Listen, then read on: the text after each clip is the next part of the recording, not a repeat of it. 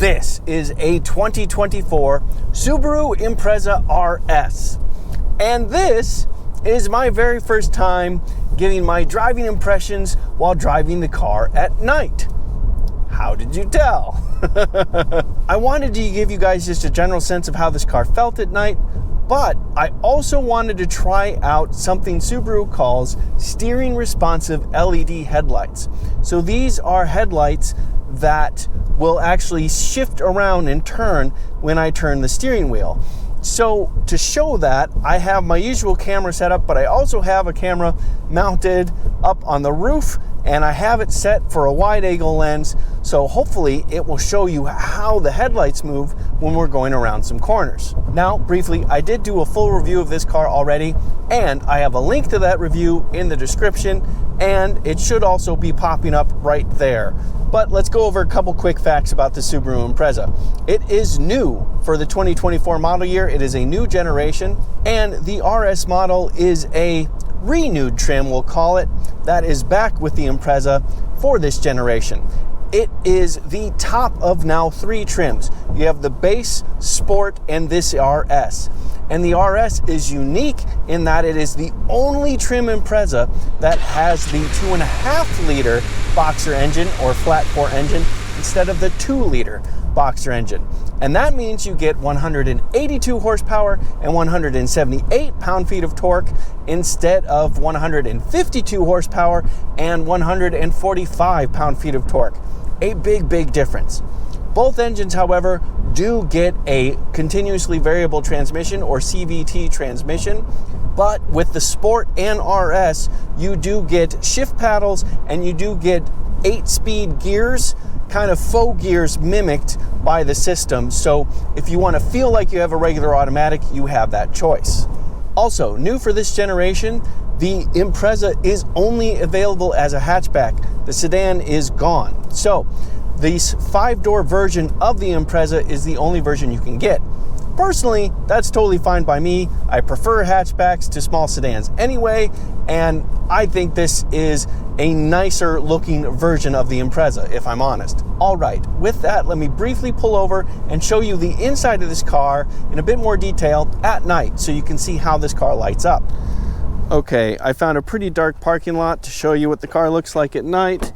First of all, as you approach, all the lights come on, and you can see it lights the cabin reasonably well, and you get a decent view of everything you need to see. Inside the car, the overhead lights slowly dim, so you still have some light, plenty of time to press the engine start-stop button, which is itself lit. And there is a view of the instrument cluster lit up at night, and of course that is adjustable right down there. It is at its full bright, so I can go down. That's fully dim, goes up in steps. That's fully bright. And when you adjust the instrument cluster, that does also adjust the center console brightness as well. And as you can see, it is very well lit right now, but I will knock it down. 1, 2, 3, 4, 5, 6, and now it's at its dimmest. At its dimmest, your eyes would probably adjust to that, and it's probably better if you're on a night road trip. That's probably the best way to go. But, you know, for shorter trips, second brightest or the brightest is nice. The brightest is probably just a little bit too much. But at this brightness, obviously everything is very clear to see, and you know, you have a perfectly good view of all the different options on the center console touchscreen.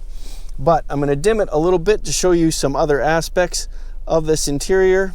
You do have a nice little ambient light right here just above your wireless smartphone charger, and you can see that it does have a green light when it's just on, and you can turn it on and off right here.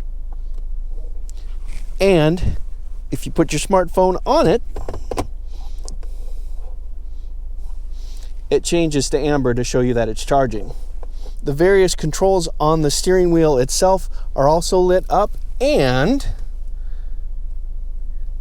they also adjust the brightness as well. So the lights in the steering wheel are sensitive to the brightness settings that you control right here. And in fact, That's true of the Prindle lights, the heated seat lights, and the parking brake lights as well. So everything dims as you do that.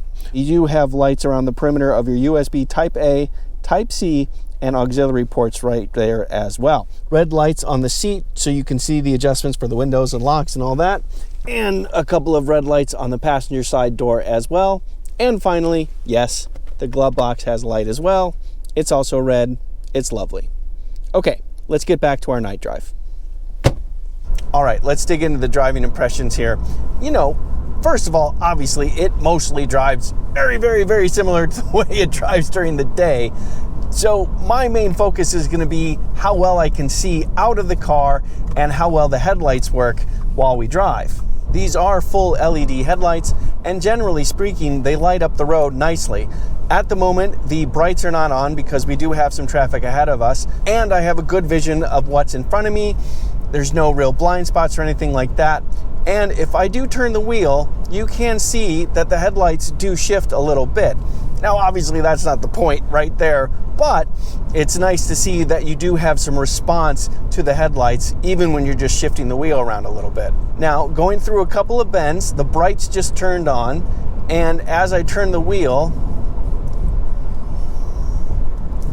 you can see around the corner pretty nicely. All right, we just lost the brights, but with the turning lights, I could see through the corner, no problem at all.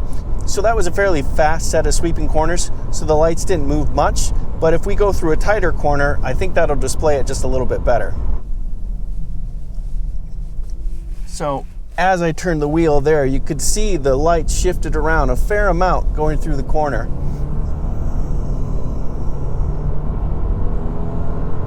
I should also mention that we have the automatic brights, so we are automatically getting the brights on and off as we come to traffic. They're pulling into that tighter drive there. You could see the lights turn, and that was a nice little benefit to see around the corner a little bit. Also, I know it's dark, but let's do a quick nighttime acceleration test. Coming to a complete stop, foot on the brake, getting about 2200 RPM off the brake. Come on. It's a little slow to get moving. The brake torque didn't really help us, but once we get moving, the engine just rises to its horsepower peak, which is 5800 RPM, and just kind of stays there, courtesy of the CVT, and we get moving pretty well. We got up to speed pretty reasonably. I definitely prefer the 2.5 liter to the 2 liter flat 4. That added torque at the mid-range helps tremendously, and obviously the horsepower is never a bad thing. So yeah, totally reasonable acceleration during the day or at night. All right, we have the road to ourselves, so the brights kicked on. I'm gonna turn the interior light off here so we get a slightly better vision of what the headlights look like. So it's probably harder to see me, but it's probably easier to see what you can see out of the car now. As you can see with the brights on, we have a nice vision of the road several hundred feet down the road, and that gives me a lot of confidence of what's going on, and I can keep my speed up. I have a good vision of the shoulder and the periphery as well. So yeah, that works really nicely. Coming up on another set of sweepers.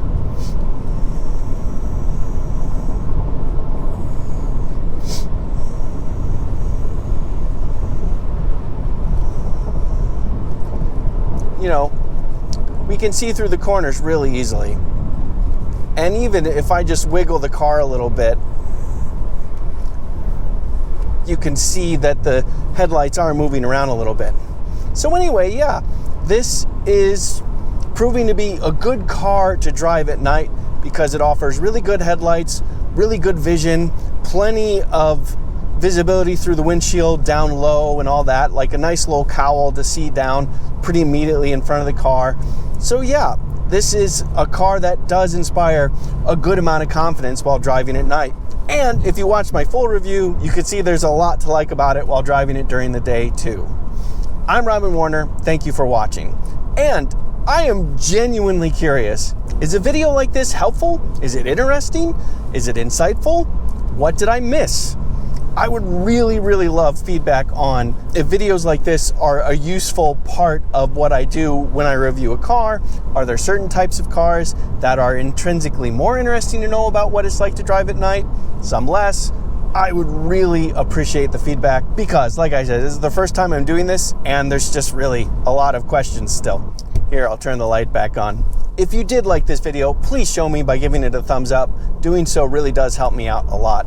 And I have reviewed a whole bunch of cars by now. Something will come up on the screen next to me.